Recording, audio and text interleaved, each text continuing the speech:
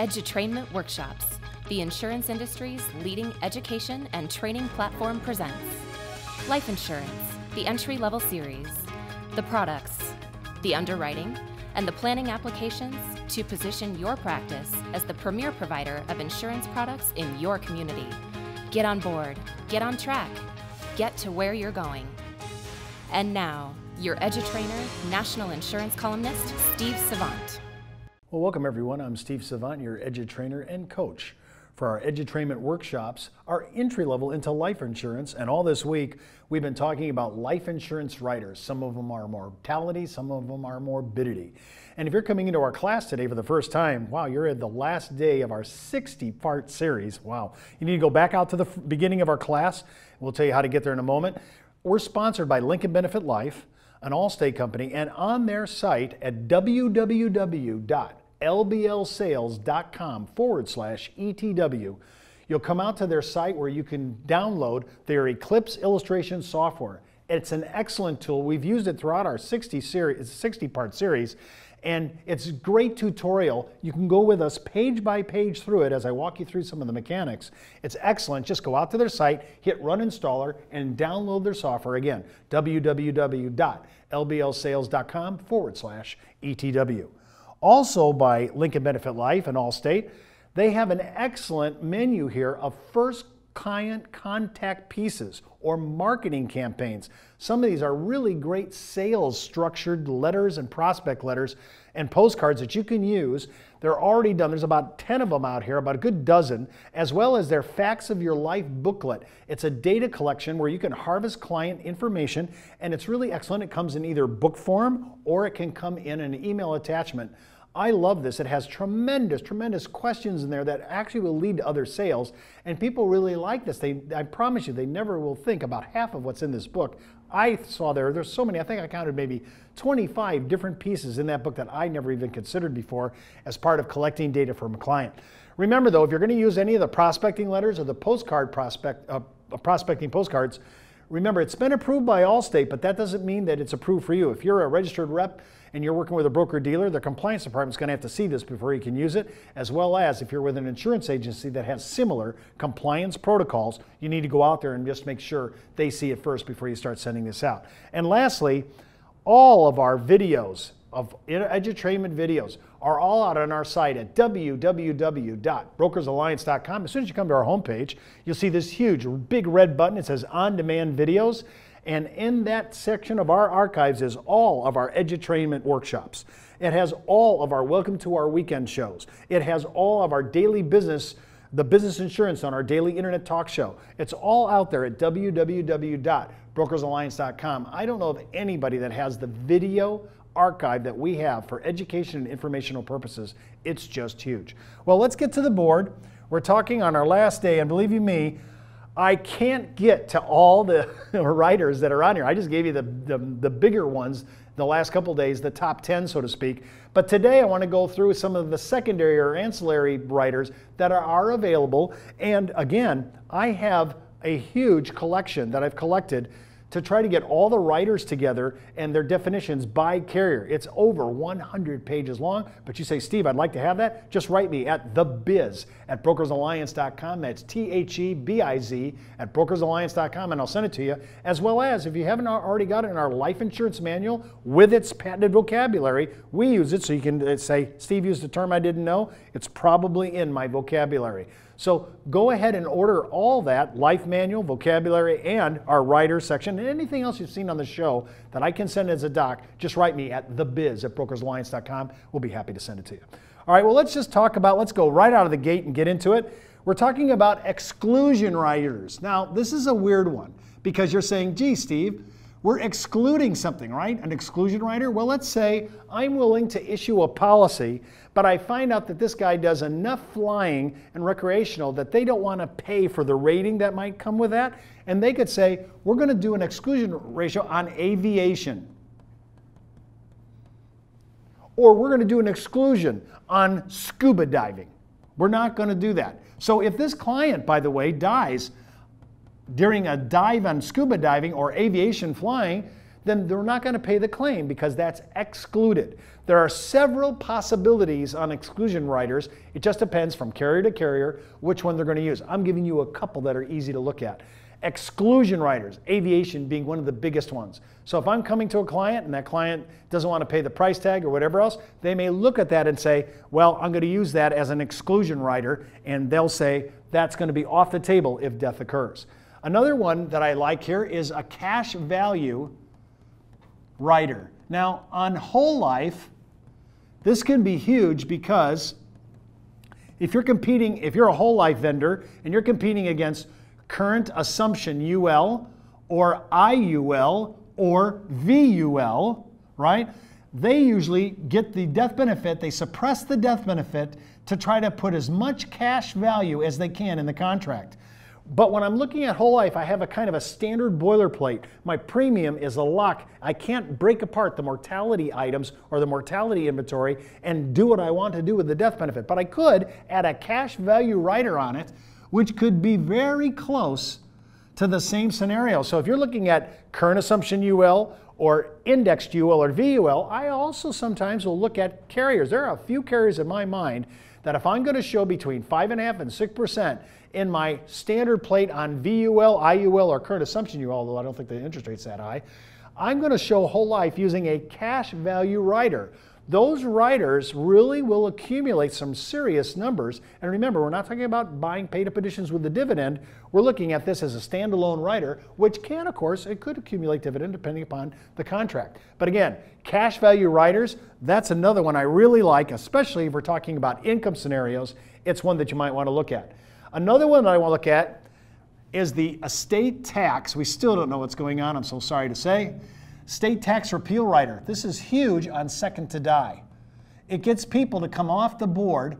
Sorry about that. Let's just try to clear that. Estate tax repeal rider. If the estate tax were to be repealed, then the client, this rider will allow the client to walk from the contract or split the contract. There's a lot of definitions, so that you can use the estate repeal on second to die. This is an excellent tool. Again, it gives you flexibility, gives you the ability to pivot in your planning, and we like that tool. Yet sometimes they have some embedded, very small change for just a split policy, but if I'm looking for it to really have buyer's remorse, some of them will carry an estate liquidity rider in concert with this so that you can go ahead and use this for second to die just in case the repeal or the buyer has remorse. There's another one that we like it. I kind of like that. It's really good. And another one that I alluded to is this, we talked about exclusion, there's hazardous, right? So if I have a hazardous rider and I'm looking at this idea of I'm going to have a sports exclusion, I might be into racing. And I'm going to pay that rider, but it depends upon the exposure. I can buy hazardous sports exclusion rider. So whether it's racing, whether it's rock climbing, it may have an exclusion rider because of this. In other words, again, another exclusion rider. Racing, they're going to take that off the table. Rock climbing, it just depends upon the definition of every carrier. Everybody's different, and I want to look at that in concert with the exclusion for traditional things like aviation or scuba diving if you don't want to pay that. Now, another issue that I like in some of the riders that we're looking at here is a no lapse guarantee. This is excellent because some contracts actually are current assumption UL contracts that have subordinated or secondary guarantees, but the secondary guarantees don't go all the way out. So some contracts will allow you to buy and purchase a no lapse rider so that it extends out to maybe, let's say, your LE, or maybe age 90, or age 100, or maybe some of them go all the way out to age 120. Again, taking a regular traditional contract like an assumption UL contract that already has secondary guarantees, but they're limited. Now I can extend a no lapse guaranteed rider, and depending upon the carrier and the price tag for that, whether it's embedded for free or you have to pay for it, those are kind of the areas I'm looking at. And remember, I bring up again this whole issue of estate liquidity rider, because that estate liquidity rider for most contracts is kind of like ROP after 20 years. And the reason I bring it up at this point in time is sometimes I'll see a secondary guaranteed contract that uses this lapse rider, and I also notice they have cash value, which generally doesn't occur. So I look at estate liquidity rider, they might actually have a cash value rider after 20 years where you could get all your money back. So it's just an idea, kind of a concert, combining a couple of riders together. Another rider that I really like is Overloan protection. Oh my goodness.